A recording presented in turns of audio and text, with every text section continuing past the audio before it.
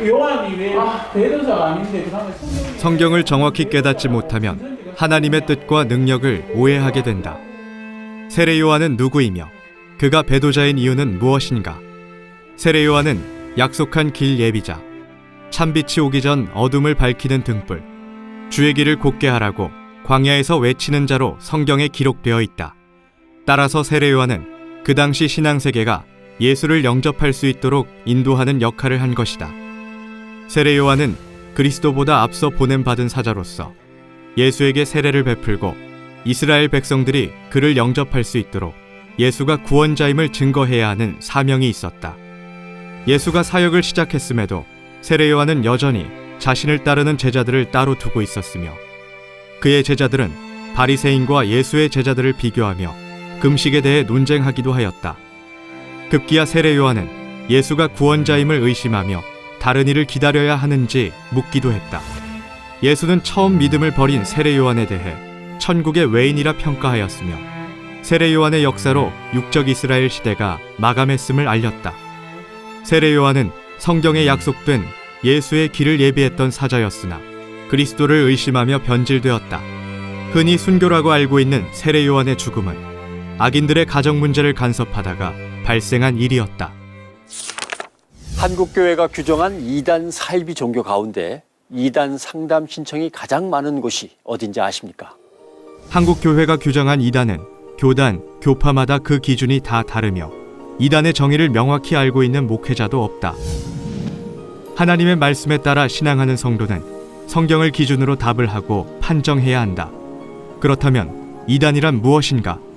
이단은 그 증거하는 말이 성경과 다른 내용이거나 성경과 다른 행동을 하는 것이다.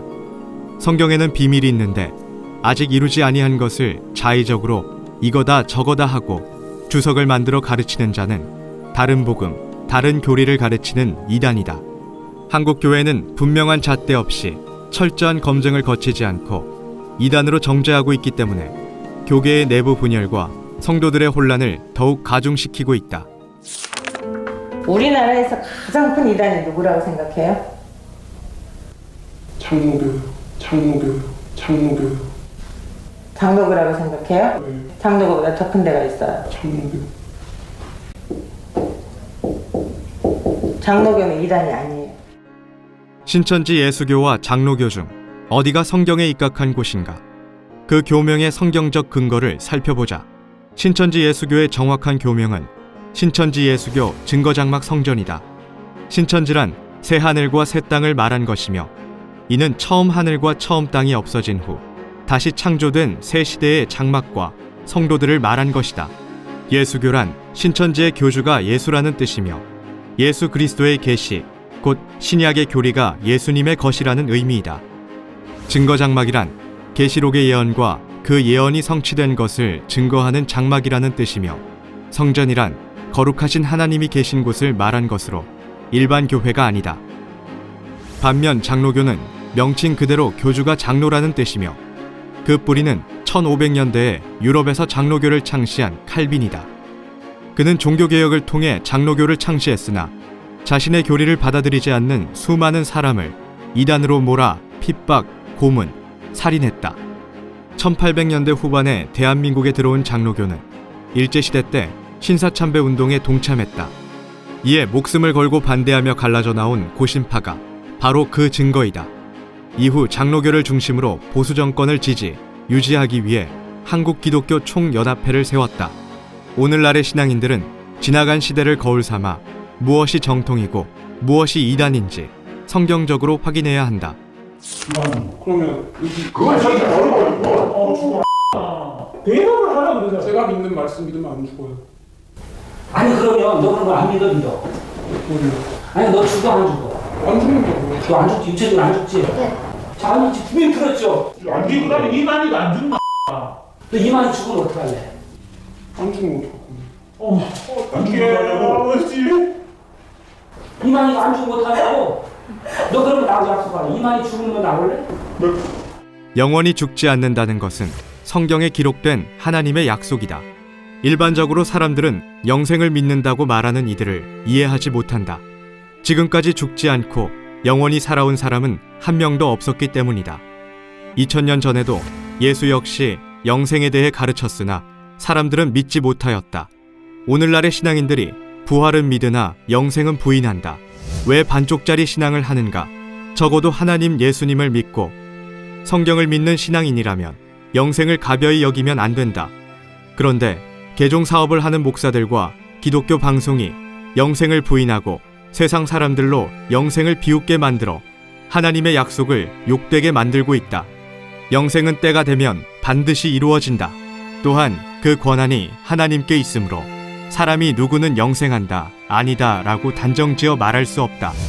마지막 때 영생의 약속을 진실하게 믿는 것은 신앙인의 당연한 도리이다. 나는 오직 예수 그리스도만 믿어. 구원자 안부회가 있잖아요. 아니요, 전 예수님을 믿는데. 신천지에서 배도 멸망 구원의 교리를 배웠죠. 이만희 씨가 구원자예요, 아니에요?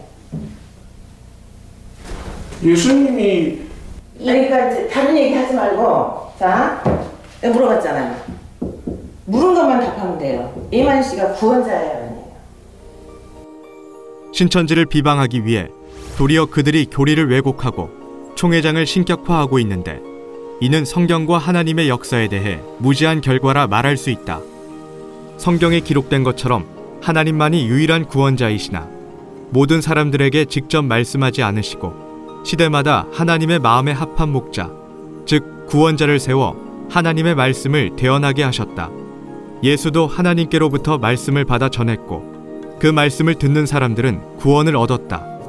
예수는 재림하기 전에 다른 목자를 먼저 보내 신앙인들에게 예수의 말씀을 가르칠 것이라고 예언했다.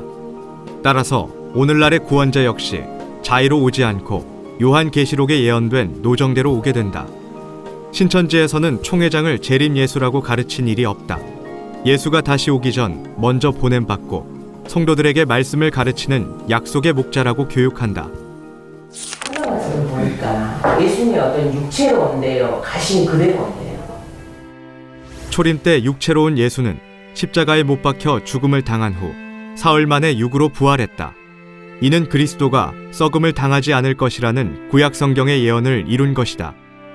부활 후 40일 동안 제자들을 가르친 예수는 육체에서 신령한 모습으로 변화되어 승천했으며 재림 때에는 승천할 때 모습 그대로, 즉 영으로 오는 것이다. 예수가 승천할 때 구름이 저를 가리워 보이지 않게 하셨다고 한다. 그런데 계속 제자들이 하늘을 쳐다보고 있자 흰옷 입은 천사들이 어찌하여 하늘을 쳐다보고 있느냐 하며 예수가 하늘로 가심을 본 그대로 오실 것이라 했다. 이 부분 때문에 사람들은 예수가 하늘로부터 내려오는 것을 볼 수 있을 거라 믿고 있지만 이는 성경을 크게 오해한 것이다. 분명 성경에는 승천할 때 구름이 가리워 보이지 않게 하더라 했다. 그리고 가심을 본 그대로 올 것이라 하였으니 보이지 않게 오는 것이 아닌가. 이만희 씨에게 예수의 영이 왔다 갔다 한다는 이 말은 틀린 거예요, 맞은 거예요? 초림 때 예수에게 비둘기 같은 하나님의 성령이 함께했던 것처럼 오늘날에는 영으로 존재하는 예수와 함께하는 목자가 예수로부터 받은 말씀을 전하고 있다. 거짓말로 해서 하나님께 영광을 돌리자라고 바울이 얘기를 한 거야, 안 한 거야? 먼저 신천지는 성경에 근거하여 참뜻을 가르치고 그 뜻대로 행하여 신앙인의 소망을 이루고자 하는 곳임을 분명히 밝힌다. 그렇다면 성경에서 말하는 거짓말이란 무엇인가? 하나님의 말씀을 자기 생각대로 해석하여 증거하는 것이 거짓말이요, 거짓 증거이다. 신천지는 성경 말씀을 가감하지 않으며 교명, 조직, 문화 등 모든 것을 성경에 근거한다. 초림 때 예수와 제자들도 이단으로 소문이 나서 이유도 모른 채 핍박하는 사람들까지 구원하기 위해 그들의 입장이 되어 복음을 전파하기도 하였다. 실제로 많은 기독교 선교사들이 해외로 선교를 나갈 때 신분을 위장하고 떠나며 현지에서도 선교사임을 들키지 않기 위해 교육하고 철저한 계획을 세운다. 왜 신천지가 하면 거짓말이고 자신들이 하면 선교 전략인가? 간혹 신천지가 진짜 진리라면 떳떳하게 밝히고 전도하라는 사람들에게 이슬람 국가에 가서 떳떳하게 다 밝히고 선교하라고 권하고 싶다. 살아오니까 후서가 저기 비유로 가야 되는 부분이 있다라고 얘기를 했어. 근데 내가 비유풀이를 해보라고 얘기하잖아. 비유풀이 해보라고. 비유를 해석을 해보라고. 어? 근데 그럼 네가 답답하니까 그럼 이 얘기를 나한테 해보란 말이야. 신천지 교회에서는 사루 2장 1절로 3절의 기록이 비유라고 가르친 적이 없다. 사루 2장 1절로 3절의 사건은 요한계시록에 자세히 설명되어 있으며 비유를 알아야 이해할 수 있다. 그러니까 구원이야. 믿으면 믿기만 하면 구원이야. 그러니까 네 지금 구원을 못 받는 거야. 그래. 오늘날 수많은 기독교인 중에는 성경이 말하는 자신이 누구인지 아는 사람이 없다. 막연하게 하나님과 예수님을 믿으면 구원받고 천국 간다는 신앙을 하고 있다. 천국의 소망을 두고 성경을 기준으로 신앙하는 성도는 하나님께서 오늘날 우리에게 약속하신 것이 무엇이며 성경 속에서 나는 어떠한 존재인지 확인한 후 믿음으로 약속한 소망을 이룰 수 있다. 초림 때 예수님의 제자들은 예수님께 구원받을 사람이 많은지 적은지를 물었다.